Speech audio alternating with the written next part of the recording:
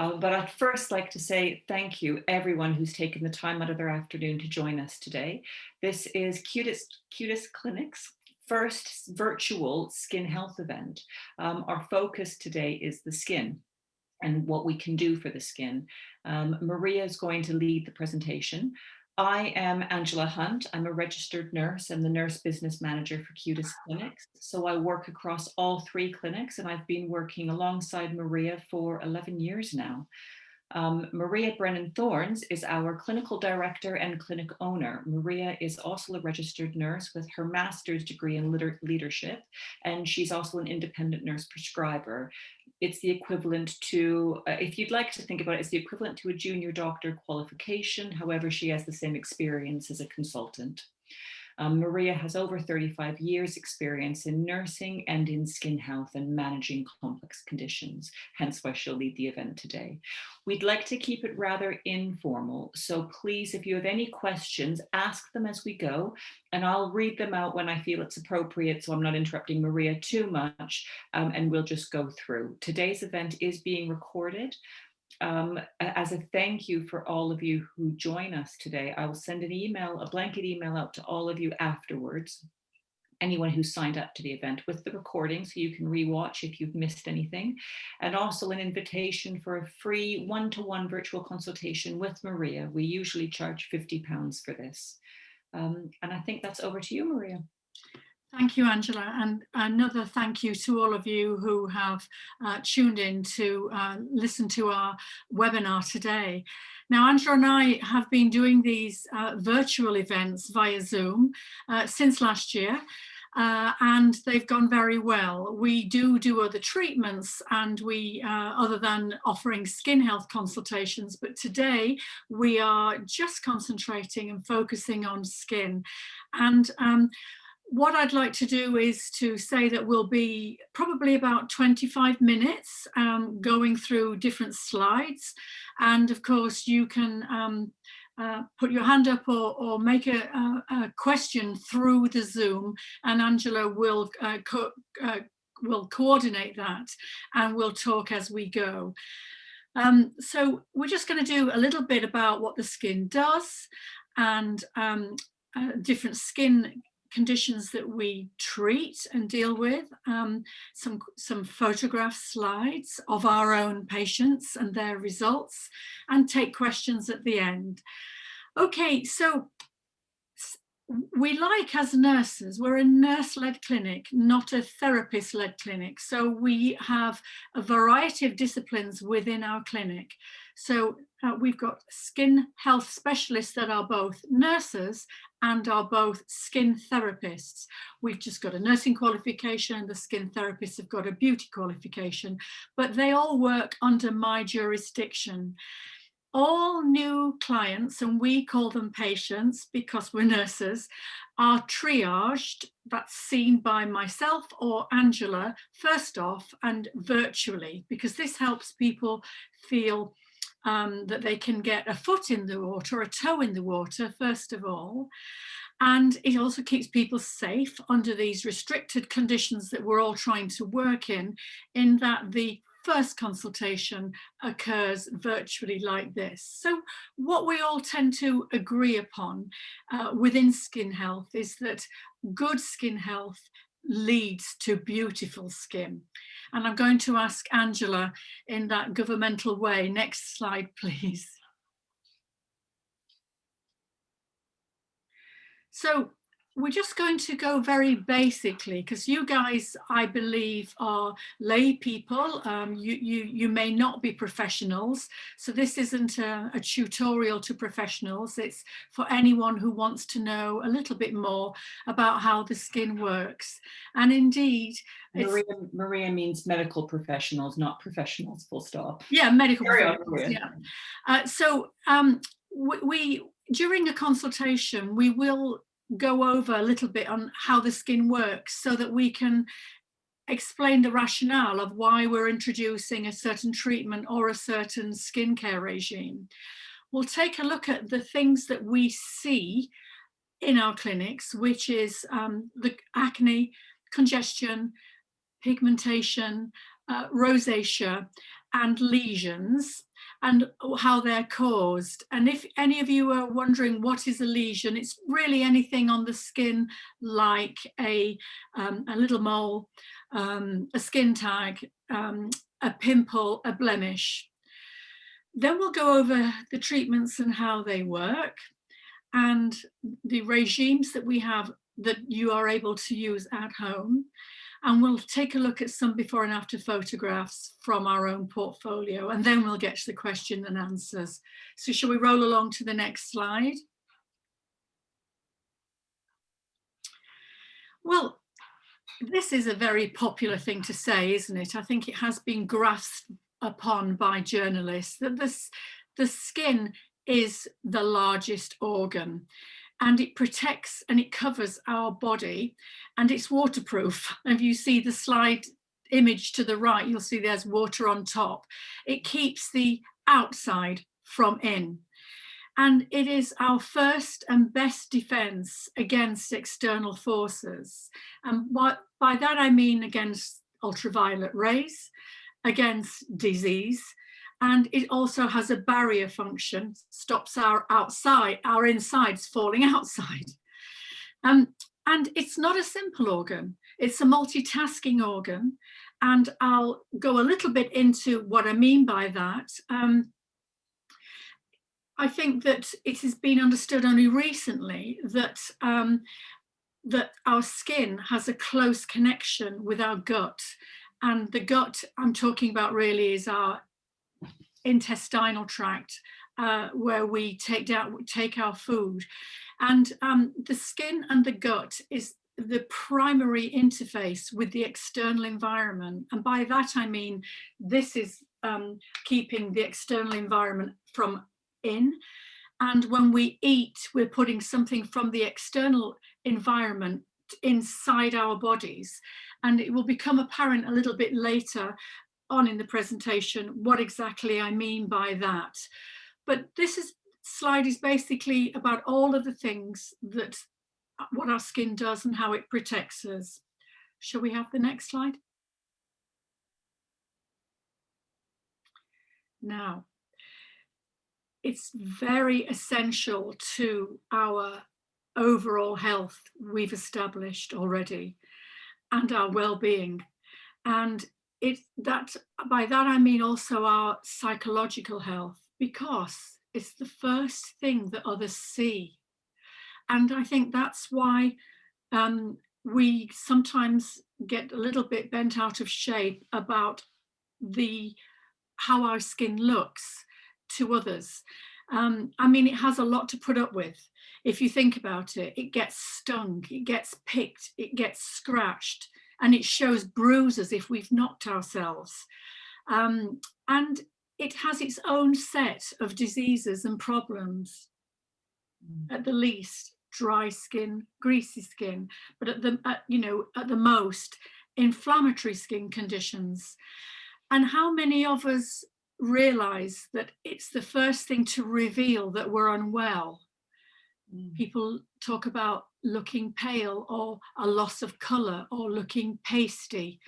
And certainly as nurses, we sort of get tuned into this very much, that we can be walking along a unit of patients or a ward of patients or even a clinic of patients, and we second look and see that someone, if someone's feeling faint, they go very white and grey looking. And if someone is under the weather, their skin can look dull. They just don't look well.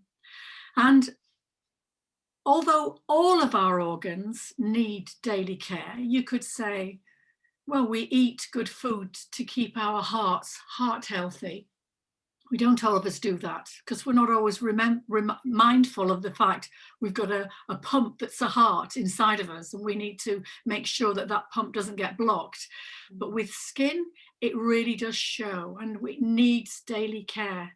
And sometimes just throwing water on it and drying it isn't going to be enough to care for it. So go to the next slide. And I'll just add to that as well. Sometimes when you see a disruption in the dermis, in the skin, it doesn't necessarily mean something wrong something is wrong internally. It can mean something's wrong externally. So an external factor that you're initially responding to on the skin.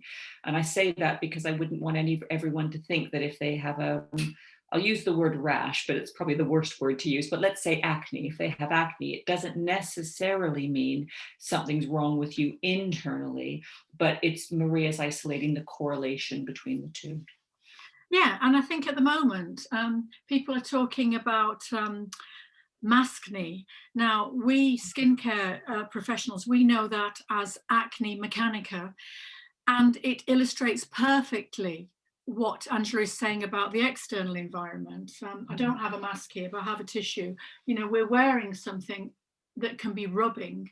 Yeah. The other external environments that can affect us, and why we have to know this when we do a consultation, is what's your occupation? Because some people may work in dust or in gardens and come across pollen, or come across dust, or come across hay, or come across animals or something like that, which is an external thing.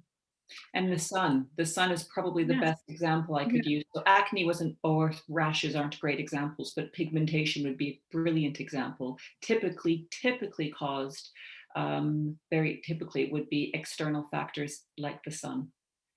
Yeah. Sorry, Maria, keep going. That's all right. That's all right. Now, so therefore we've established that the skin is a multitasker. You know, it's not just something beautiful or something that could be made more beautiful that sits on top of our skeleton, if you like, but it's something that is part of our overall health, and it's very essential that we keep it well. And because it's the first thing that is seen by others, it affects our psychological health, our whole feeling of self. Now, I want to go a little bit into, can we just move to the next slide, Ange? Yes. I may need to move it back. Yeah, move it back to skin is a multitasker. There we go. As we learn more, and even not so long ago, such as 2018, studies became available to us that showed that there was a true interaction between the gut and our skin.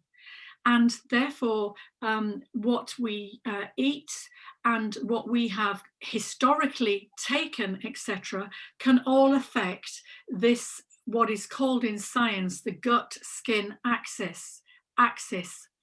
Now, the skin and the gut have got a few things in common, apart from it being the first interface with the external, but it also has similar vascularity.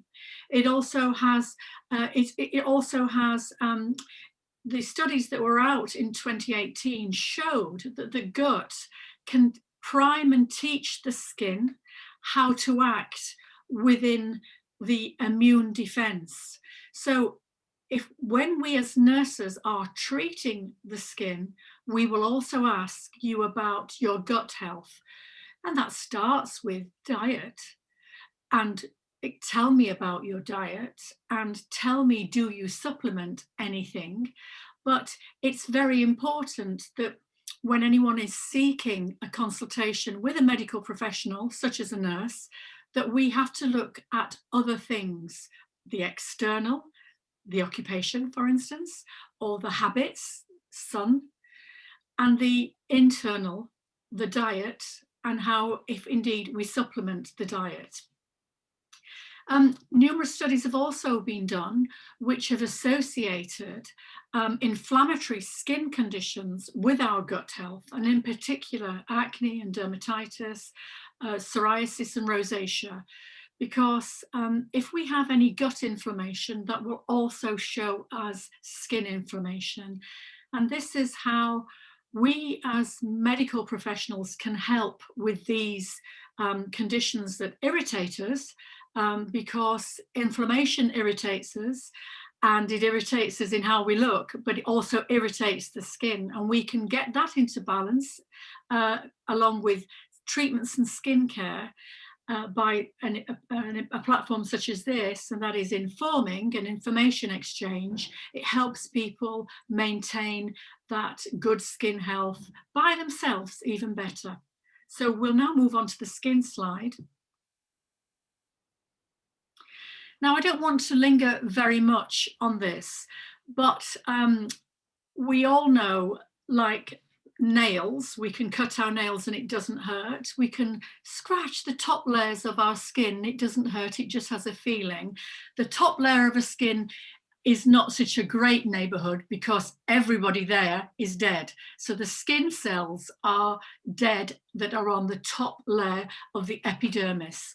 And the reason why I bring this into the mix of the presentation now, it's that we all exfoliate, or those skin cells turn over at different rates depending on our age, depending on our diet, depending on our skincare, and depending on our habits.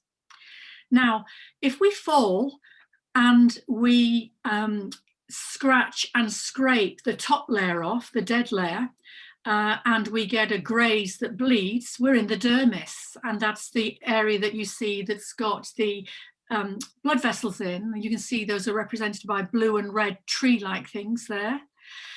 And if we cut ourselves deeper, we're in the area that is below the skin, the hypodermis, and you see the yellow bubbly area there, the fat. Now, quite often we would be astonished if we saw that we have fallen and we can see yellow, because we're thinking, oh, that's deep, that's the fat layer, and that is just sitting below the skin. And the skin cells are made, if we move to the next slide, the skin cells are made in the area around the reticular dermis and the papillary dermis. And reticular is just taken from a Latin word for net, and the papillary dermis is just taken from a Latin word from little discs. Now, you'll see that in this slide, there are other things to think about besides skin cells and fat layers and blood vessels, but hairs. And if we move to the next slide, I've used this one because I like to use this one, particularly if I'm speaking to someone about skin care, which is where I'm talking to people about decreasing pimples and spots, is that if you look, and can you use a pointer on this, Angela? I could use my... Yeah, use that. So if you look to the left with just a healthy hair root and the sebaceous gland over to the left there, the sebaceous gland produces sebum, and this is sometimes known to lay people as in the term as grease, but it's used, it is produced so that we can lubricate our skin, because prior to modern living, when we lived in caveman days, we would need to occasionally run to get out of the way of the saber-toothed tigers. And as we're running through the air, you would need to have a certain amount of hydration in order to keep that skin waterproof, healthy, and to keep the outside from getting in. Now, if you use the pointer to look to the second one, that sebaceous gland has continued to produce sebum, and it has blocked into becoming a whitehead. Can you see that? Got dry air in here, excuse me. So if the top dead layer, if you point to the top layer, isn't exfoliating on its own in a normal way, the dead cells aren't falling off fast enough, and they're causing a plug, and Angela's very kindly showing us that area, then the sebum will continue to flow, and it will harden, and it will cause a whitehead or a blocked pore. Now, further along, it's blocked, it's had exposure to oxygen, and it's become black and become a blackhead. and it's still blocked. Now, quite often under normal processes of washing and then maybe using a towel, we are doing some manual exfoliation with the terry toweling, and that will clear and it will go back to the healthy gland on the extreme left, and there will be no blockage. But if that is allowed to continue to block and we move to fourth, you will get what is the first part of a pimple or a spot that we call in medical circles a papule. And those different colours are the different coloured spots there is the representation of bacteria. Move along to the extreme right now to a pustule. This can sometimes be called a blind boil or a cyst, but what happens now is that the sebaceous gland has filled up so much it's exploded, and it's leaked its contents under the skin in the lower part of the dermis, and it's red, it's sore, and it's caused inflammation. And furthermore, it's still blocked, and it's caused a lump, a cyst, a blind spot, and it's red, and it causes discomfort. Now, your own body will, over time, get rid of the inflammation underneath in the middle part of the skin, and you're just going to point to that area now. So your own body's immune system will have eaten up that over time, but you will still have to put up with a spot like that for 2 or 3 weeks, or a boil like that for 2 or 3 weeks. Now, what we aim to do, and in this specific skin condition of acne, is to help you understand what your skin is liable to do if we don't give it some intervention. Now, interventions are treatments, are skincare regimes, and I don't want to preempt my slides with the treatments in, but it's right at this point when we see this inflammation that there is something that we can do. Do we have questions coming up yet, Ange? No questions yet. This is the difference, to mark it right here with my marker. This is the difference between congestion and acne, disruptive skin. And this is an easy managed treatment here. Maria will go into that. This becomes more complex because you've got multiple things going on, and one of which is the immune system's interacted now. It's been brought to the forefront, hence all these little blue dots of bacteria and the red inflammation. Maria, over to treatment. Next slide.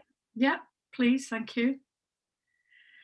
So look at the pictures of the skin on the right first. It's quite simple how we as healthcare professionals categorize acne and its severity, and it's mild, moderate, or severe. And on the moderate, you'll see that there is already areas of inflammation. On the mild, you'll see that redness is a precursor of that inflammation, and on the severe, there is tissue death and undulation in the skin causing scarring. And that's down to the repeated cycle of blocked pore, papule, pustule, bursting, the rupturing of the sebaceous gland underneath, causing inflammation, causing the immune system to come and eat up that exudate that's occurred as the ruptured sebaceous gland, and also leaving behind some damage which has caused the skin on that severe, if you want to point to the severe one, Angela, that you can see that it's undulating because there is now scar tissue there. So it's a health issue, looking after the skin before we get to this stage, if we can. We want to nurse you back to good skin health before it gets to that.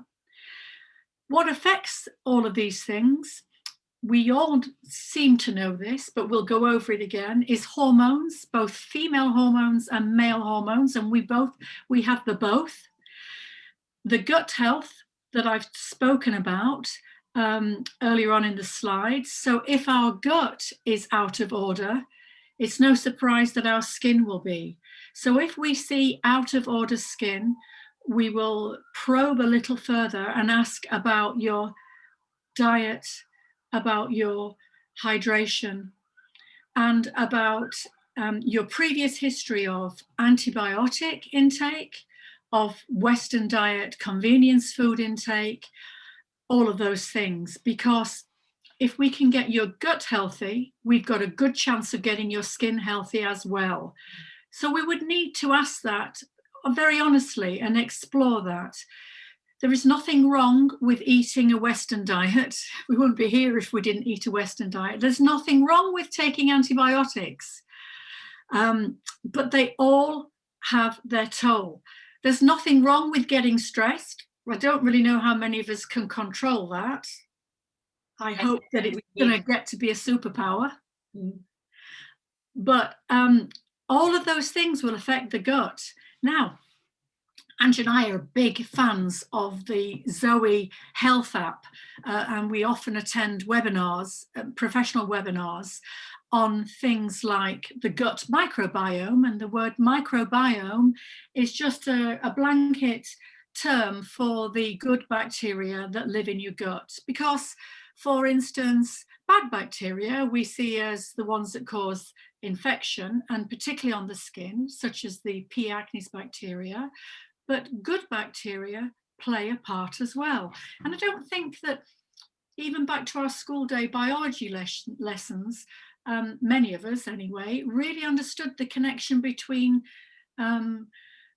microorganisms and the way they affect us. And in some respects, I remember going back to my own first nursing project where I was asked to write a poster for the children's ward, draw a poster for the children's ward, to encourage hand washing. So I made some monsters out of what I thought were bacteria looking things under a microscope, and drew them so that they could be made dead. It's still being used in advertisements for soap, etc.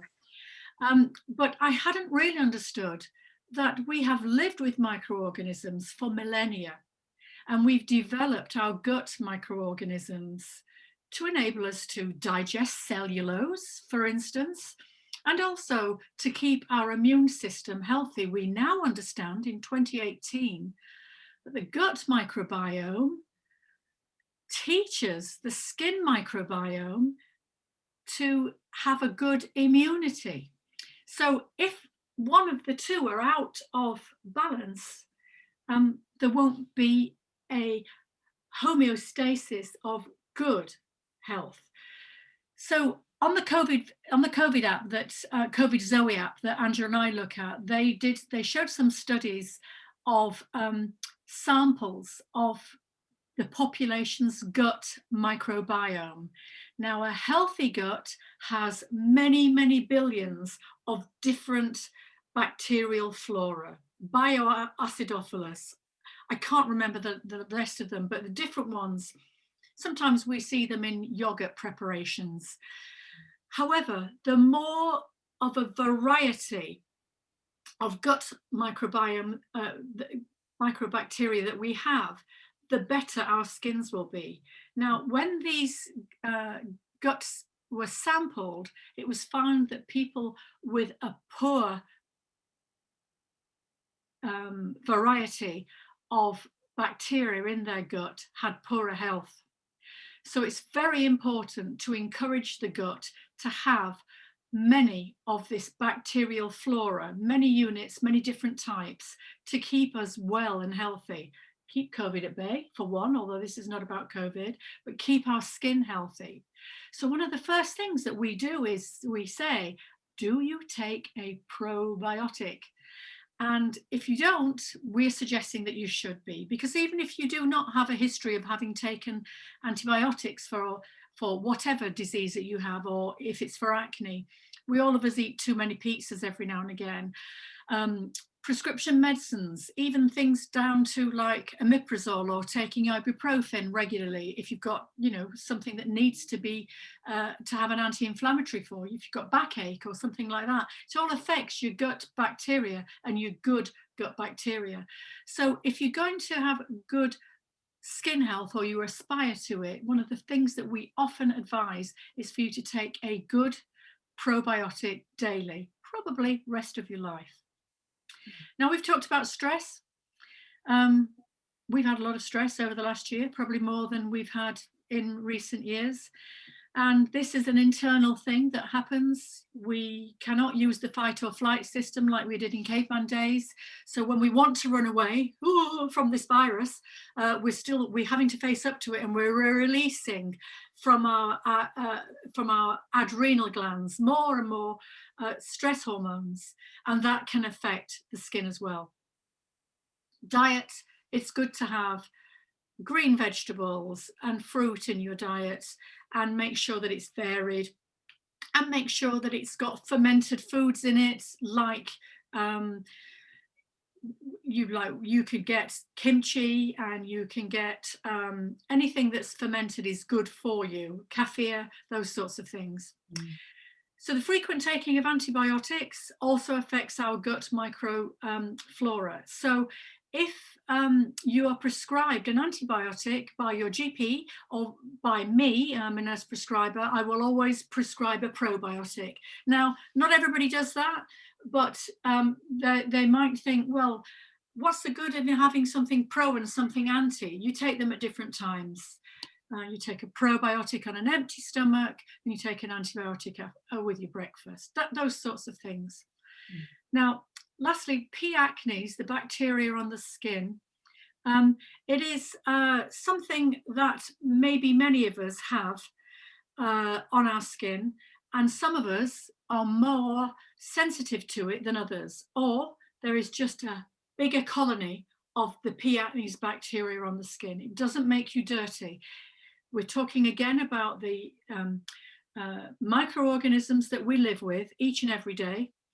And sometimes if we've got too many of them, it can cause infections, particularly if we scratch or if we've got pimples. Do you got any questions there, Ange, or do you want to join in on that? No, I think you've done a really good job, Maria. Diet, my only sort of chime in is always about diet, because I'm big on lifestyle medicines, and we all have, as Dr. Tim Spector from the Zoe app, who's created the Zoe app, advertises a lot. We're all unique. We have our own individual microbiomes, and consequently, we don't advocate any specific diet within our health model that we promote in Qutis clinics, but we do like to promote low sugar diets in particular. Maria already isolated a combination of green vegetables, so a lot of different vegetables within the week, within your dietary week. And remember, vegetables can be herbs as well. So you could have, I'm literally just thinking out of the box, but you can have like a roasted vegetable and put parsley on it, and parsley counts, and basil counts, and garlic counts. Those all count towards your variety of vegetables and things that you eat within the week. But the more colorful your diet, the more varied, the healthier. But listen to your body. I think my biggest thing when it comes to diet is listen to your body. If you're craving something, it's probably because you need it. And just before you move on, just go back a bit, Angela. You brought up sugar, and I did not. Thank you for reminding me. Sugar causes inflammation. Yeah. And if you're craving something, sometimes it's best not to have it. Yeah, because if you're craving sugar, I think the more sugar I have, the more I'm talking about me now, and I shouldn't really. No, but you're right, Maria. The more sugar I have, the more I crave it. Yeah. And if I have a good few days and can keep that good few days of not having a lot of sugar, I don't crave it as much. Now, why is it important to skin? Because sugar is a great inflammation causer. So when you've got that papule to pustule going on, if you're high in sugar that week or the few weeks before it, you will have more of an inflammation. Yeah. So an anti-inflammatory diet would be one that you are very careful with how much sugar you have in your diet, and particularly people who have got acne should try to follow a lower sugar diet. And now look, we're no angels, and we know it can be hard, but if you know the principle and have it in your goals and work towards the principle, today I'll be good and I'll not have sugar. And remember that sugar comes in crisps, it comes in alcohol, it comes in even things that we don't realize it's in. So it's good to become your own medical expert in a way, to go and do some research onto, what are the easiest hacks I can do into cutting down sugar. And it could be that, one of the easiest ones is not to drink beer. I don't know. I mean, fortunately, I'm not a beer lover, but, that would be one thing. Mm. Now we can go to the next one. Now, for all of you who were feeling a bit left out because you don't have acne, you want to talk about pigmentation, here's where we deal with the types of pigmentation that we deal with. So we classify it quite simply: brown pigmentation and red pigmentation. And this will depend on your skin type and your race. So for instance, if you are of a darker skin, towards Mediterranean skin, you will have more pigmentation occur. And if you are of mixed race, sometimes you have the pigmentation of the skin type of paler skin. My skin type is more prone to broken blood vessels, whereas the next person's skin type, who is slightly darker skin than me, may be prone to brown pigmentation. Hormones can also be something that will cause pigmentation exacerbation on your face. So if any of you've heard of melasma or cloasma, and it often is around here and sometimes around here. Sometimes it's called the mask of pregnancy, but you don't have to be pregnant to get it. It's just that hormones during pregnancy, and then if you get an outside factor of ultraviolet light on your skin, when you've got a lot of hormones, you will get patchy pigmentation in some cases. And particularly diet. We talked about sugar and inflammation on the last slide. And if you have inflammation in the papular cystic phase of acne, and you go out into the sun without protection, sometimes that can cause brown semi-permanent pigment, post-inflammatory pigmentation. So we're careful to advise about the use of sunbeds and the use of outdoor activities and sunscreens. And also, if you're a golfer, if you're a fisherman, if you're a sailor, if you're a cyclist, if you're a horse rider, anything where you're getting a lot of weather in your face can also mean that you'll get red broken veins and brown, that term weathered skin. And of course, it may look healthy at a certain point of the year, like summer, when you're all a little bit more even toned. But the minute that we have less ultraviolet light, then the damage starts to look more, it can be observed more because of the contrast between light and dark on the skin. Would you have anything to add to that, Angela?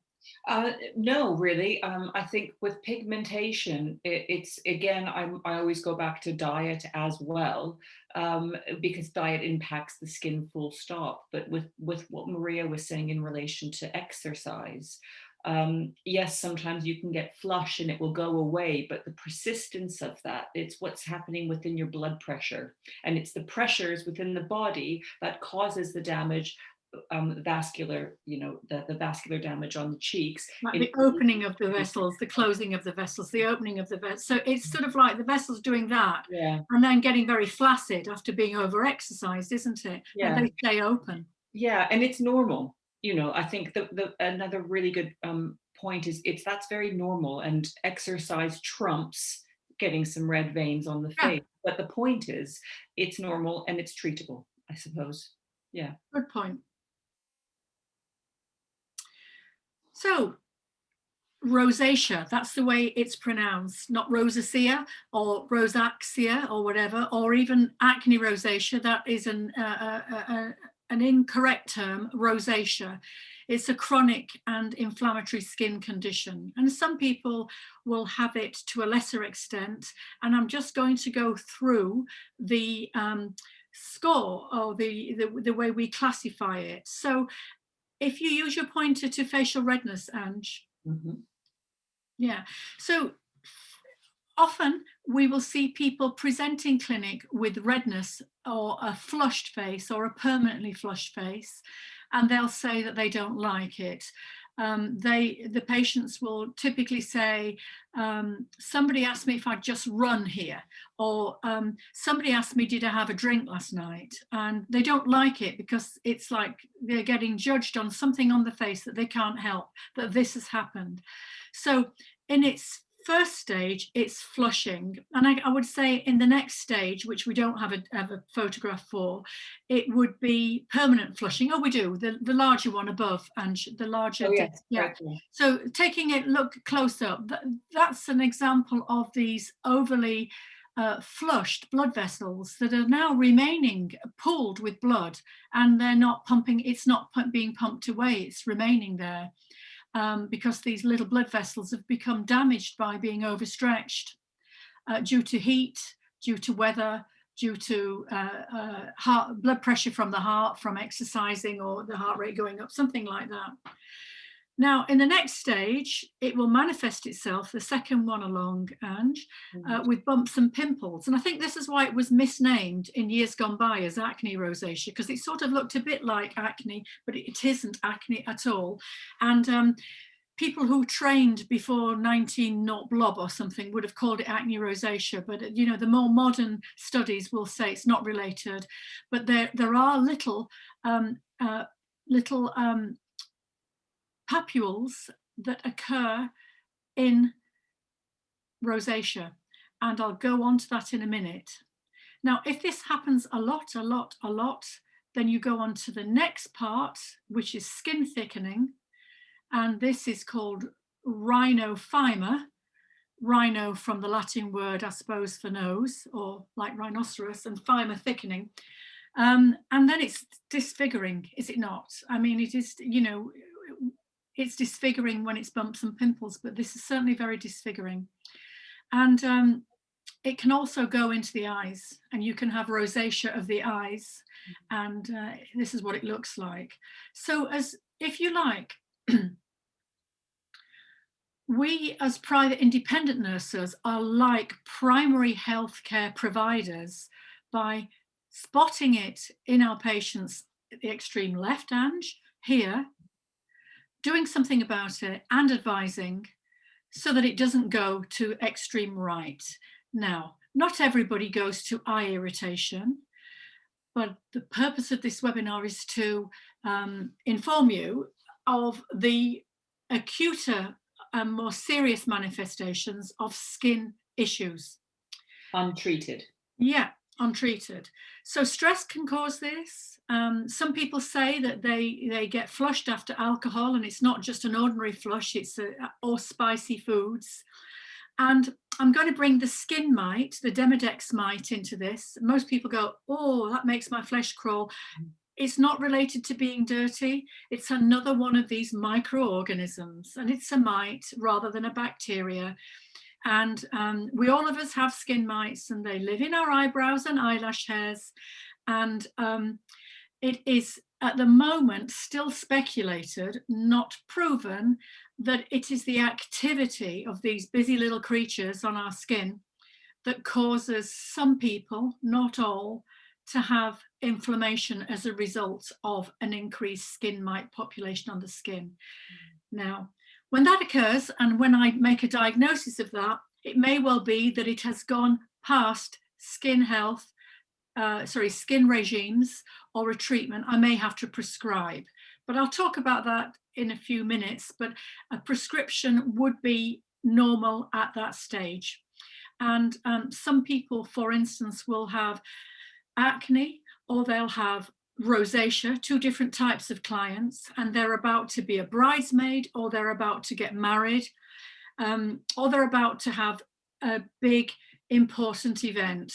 And at that point, it's sometimes prudent of me, in agreement with the patient, to prescribe something for them, whether that is an anti-inflammatory or an antibiotic. We do have those sorts of things available. Now, here's that word lesion.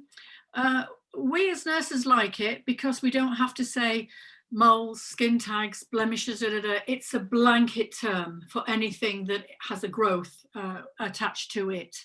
So here is what we see in Qutis clinics more often than not. We see moles, benign moles, and that word benign means non-cancerous. And we see pesky lesions, like Angela is showing with her marker. And they start off like the ones on the left, like seborrheic keratoses, and they end up, if not treated, like the ones on the right. And these are simple and benign overgrowths of skin. Now, they cause irritation to people, like they itch. Occasionally people find themselves scratching them in the night and they've bled. And generally speaking, it can be upsetting to people to have a mole right here, or a blemish, like a seborrheic keratosis on their head, definitely related to sun damage. So for instance, we remove quite a lot from male heads that don't have much hair on the top of their heads. Backs, we see them a lot, on the trunk. And they're particularly, they're just not wanted by people. People don't like to play with them. They don't like for others to spot them. They don't like comments that grandchildren make about them or other people make about them. You know, in our time as nurses, we've had people who say that their child plays with their mole on the side of their neck and it's caused it to bleed, blah, blah, blah, and we remove them. Or they are in second relationships and they want something gone because they're dating again. All of these things play a part in the psychological well-being and health of us guys, of all of us. Do you have anything to add to that, Ange? No, not really. I think the only thing I would add is sometimes GPs will refer to seborrheic keratosis as a wart, and it's not. Well, it's an old-fashioned term for it. And if you called the clinics directly and asked if we treated warts, the initial response would be no, because we do not treat warts. However, we do treat seborrheic keratoses. So I would encourage anyone who's unsure about their lesions to have a virtual consultation with Maria for an expert opinion. And that's great. And the reason why they were called warts, why we don't treat warts, sorry, is because mainly they're of viral origin, and we could not let loose a virus within our clinic, even a skin virus. And like Angela says, I'll just say again, we're up to date. We don't use the out-of-date technology, but a GP might. And I'm sorry about that. It's just a question of when people have been on courses for skin. So this is the way we treat at Qutis clinics. First of all, very important, whilst we love you guys to email us with questions, we can't really tell anything unless we see you like this. So your first consultation will be virtual, and I will ask you to do things like this so that I can see it, and then I can assess and make a diagnosis and come up with a treatment plan, give you some prices, tell you what to expect when you get to clinic, tell you how many treatments to expect, and more importantly, as importantly, prescribe a skincare regime for you that's customized just for you and what it is you want to tackle. Likewise with the treatment plan, the type of treatments that we use are lasers and intense pulse lights, and they're very good for rosacea, for acne, and we use different wavelengths for all of those conditions. The other thing that we might use is something called percutaneous collagen induction. Now, percutaneous means through the skin, to induce collagen, particularly where there's scarring. particularly where there is brown pigmentation, and particularly in some skin types. We use mild peels. And something that is very, very important from keeping your skin healthy and stopping it getting to, let's say, inflammatory stage of rosacea or inflammatory stage of acne, is to have regular medical facials. And our medical facial is called the Qutis hydrofacial, and we use that on its own, and it's 6 facials in one, but it's taking off the top layer of dead skin cells, doesn't hurt because they're dead, and helping the skin cell turnover cycle just speed up. Because when we're younger, we have a fast skin cell turnover cycle, and when we're older, we have a slower one. So we need a little bit of help and encouragement from our therapist with hydrofacial. And then we'll put intense pulse light in it, because that's very good at also killing bacteria and inducing collagen. And where needed, I will prescribe. So, you know, sometimes there may be something that we might need to treat you systemically. So not just on the surface, but to put something in. And that could be an antibiotic. And traditionally we'll use something like F-Racea for rosacea. We'll use limocycline for acne, but it will depend on your tolerances for these things, and if you're allergic, and all of those sorts of things. Sometimes we may need to refer you onwards, whereby to a specialist dermatology at the hospital, whereby you might be more advised to get a 12-week course of a drug called Roaccutane, or to go on to an anti-androgen pill or something like that. But we have a good relationship with Oxford dermatologists, and so we have, if you like, a comprehensive way of treating you from mild to severe. Yeah. Okay, so we have a skincare range which is clinical, and we use science-backed products. So, for instance, we have in clinic the clinical products that are all proven. So, for instance, an important part of your regime would be sun protection. But if you're coming to us for clogged pores, you shouldn't have a cloggy product. So, you know, we have a very sophisticated range, sophisticated in, it won't clog you. If you go to Superdrug or Boots, fantastic full ranges, but not for everybody. They're not sophisticated.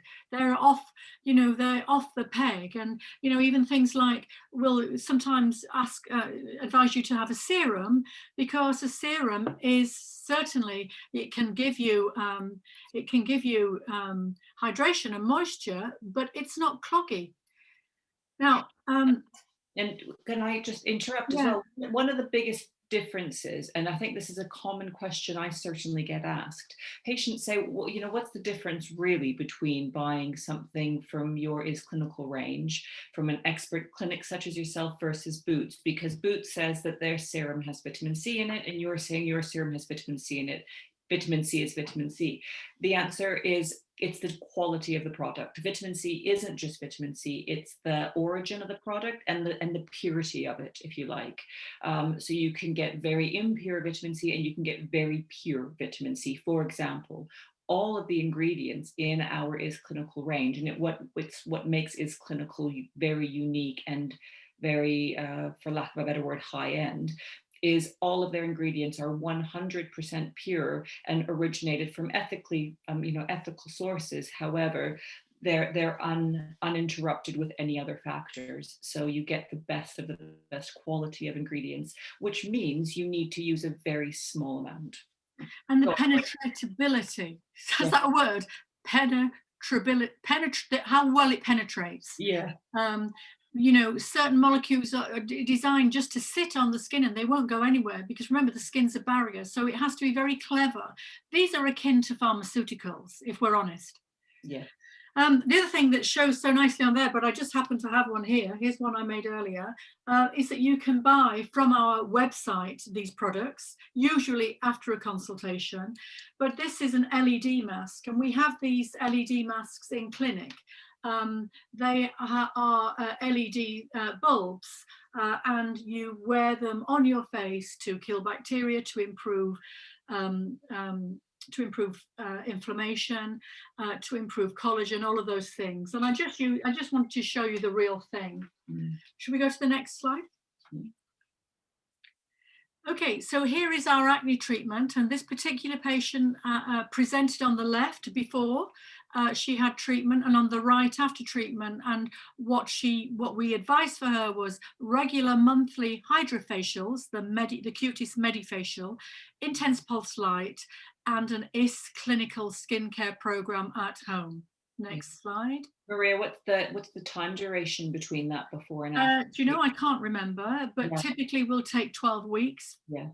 It's monthly treatments, consistent use of skincare, only the skincare we've recommended, and over months. Yeah. Now here is a close-up of mild rosacea, but nevertheless it got on this gentleman's nerves, and it's good to see that you can see one of those rosacea papules just there on, if you use your arrow to just show it. Yeah, there we go, and a little bit further up, higher up the forehead. Yeah, and this is something that I would say needs to be maintained. So Rome wasn't built in a day, and if you're still eating the same diet or still doing certain aspects that are the same, you know, you can't change your genes, or you can if they're Levi's, but you can't change your biological genes.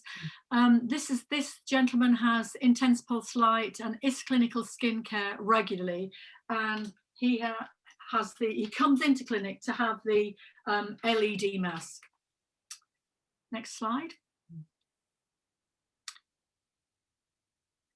This is sun damage, and this patient, she's a lovely girl, very beautiful, and wears a lot of, her job is makeup, so she likes to wear makeup, it's her job, but underneath she had a lot of pigmentation from sun damage, and so she had a course of intense pulse light and it's clinical skincare, and here is the after photo. And I'll tell you something, it's not just about vanity, wanting not to have brown marks on the skin, because if we were to examine the thickness of brown pigmentation on the skin, it's thinner than the rest of the facial skin, where the skin has been permanently or semi-permanently damaged by ultraviolet light. So in those thinner areas, it's not a long jump to understand why you can get wrinkles on a sun-damaged area. And here is a mole, if you'd like to point to it, Ange, on the left, a benign mole, simple benign mole that was removed by cautery, and there's this patient on the right 6 weeks later. And we're very experienced in this. We use surgical cautery. It is something that we do each and every day of our working lives. Sadly, it can no longer be done on the NHS. So we've seen more over the last few years. And now we're at the end, and Angela will explain what happens from here on in. I will. So first of all, I'll open up for questions. So anybody who has any questions, and I can see a few here. And at the end, thank you for your patience with us today. At the end of this, I'll send everyone an email. You'll receive it by end of day tomorrow. Anyone who's registered for this event, you'll get the recording of today's event, so you can skip through it if you missed something or wanted to catch something again. And more importantly, you can book a consultation. I'll give you the invitation so you can email me directly or contact one of our clinics directly. We aren't quite open yet. I'm only open for clinical need patients, so it's eminent urgently, but otherwise email us straight away. We will get back to you and we can offer you a virtual consultation with Maria. She typically does these on Wednesdays.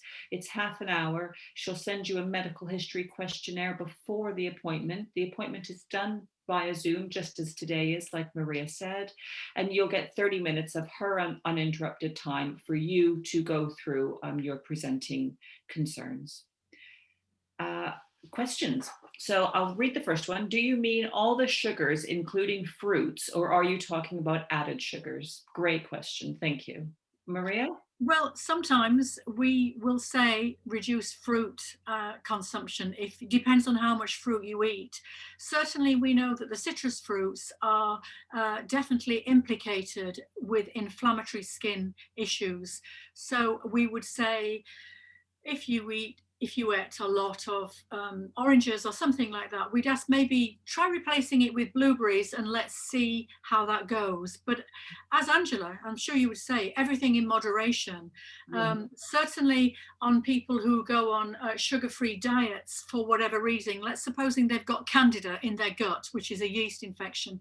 As far as possible, they'll be advised, if they're under a nutritionist, to remove sugar, to stop the food part for the yeast that's causing candida to be killed off. So it's a bit like, let's hit it with everything and then gradually introduce things back. You will have something more to say, I'm sure, Angela. Well, all I would say is I'm a big advocate of a low sugar diet. Personally, it had a huge health impact on me. It helped me manage my stress levels, if nothing else, my sleep, loads of things that really impacted me and improved my lifestyle through lowering my sugar. But I am also a sugar addict. So I struggled with, as soon as I told myself I couldn't have sugar, I wanted sugar, that age old, you suddenly can't have something you really wanted. So what I do, and this is absolutely okay to do, is I keep 80%, or sometimes I have 70% or above, but dark chocolate in the house. And I can have 1 or 2 squares of an evening, because dark chocolate's so rich, you couldn't sort of gorge on it, or I certainly couldn't. So I find it helps me curb my sugar craving, but at the same time, dark chocolate, as is red wine, are both antioxidants. So having in them in moderation can actually be anti-inflammatory and help cleanse and clean the system. So it's a positive, but just remember, dark chocolate at bedtime does have caffeine in, so it can keep you awake. I only recently realized this. And another thing I would say with fruit, like Maria already isolated, certain fruits are higher in sugars, melons, citrus fruits, and have an inflammatory effect on the body, whereas other fruits like berries, papaya, can be anti-inflammatory and antioxidant. So it's just trying different things and seeing how you respond to them, and try them in moderation. If you're a sugar addict, just slowly cut out sugar, but refine sugar, certainly the worst. Yeah. Next question.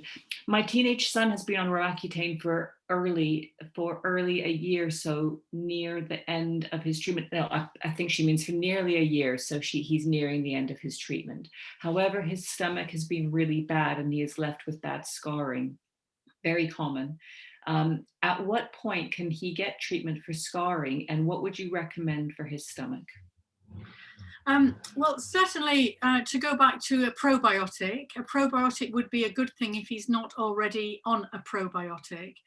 And I would say that we would probably look at him 6 months after coming off Roaccutane, because Roaccutane is a very strong and long-lasting drug, and it always works. However, it's very strong and it has its own toxicities. And certainly I would have thought that the best advice would have been to take a probiotic on an empty stomach in the morning, half an hour before any warm drink was given.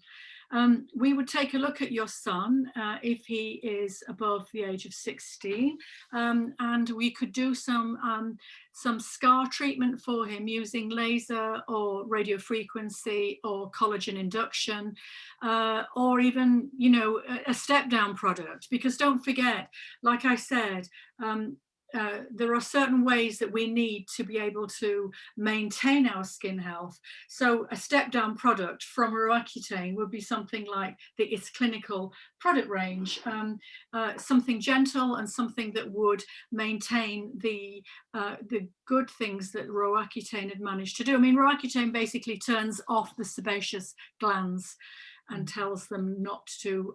So, you know, there will need to be a rebalancing of his own skin where the sebaceous glands start to work again after the Roaccutane's message to the skin. Yeah. Thank you, Maria, and good question.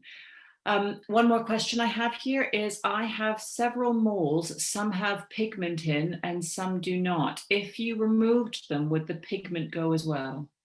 And the answer is sometimes yes and sometimes no. It just depends on your race and that means your skin type. And sometimes it may need a multiple approach, so cautery to remove them, flatten them, and then maybe some intense pulse light after they've settled and healed to remove brown. So in my own experience, sometimes they do and sometimes they don't, and it's hard to be able to tell you without seeing them and without knowing your skin type and race. Yeah. That's all that I have questions here. If you have any more, please email them in. Otherwise, I can happily answer them through email after the event. Thanks everyone for your time today. If you'd like to discuss your own condition in more detail, please don't hesitate to book a free 30-minute consultation, not usually free, usually £50 charge, with Maria. And like I said, these are offered on a Wednesday. Maria, you start at 10:30 on a Wednesday, don't you? 10:30, and then she can go into the afternoon if needed. It just depends on availability. That's it, Maria. Yeah, and from that consultation would be a skin treatment plan with some prices. And if you wanted to go ahead, if there is a health need for you to be treated, we can treat right now if there's a health need. But I have to say that I discern that together with talking to you, the patient. Yeah. Excellent. Thank you everyone for your time again today, and hopefully we look forward to seeing you, if we already know you, or meeting you soon. Bye for now.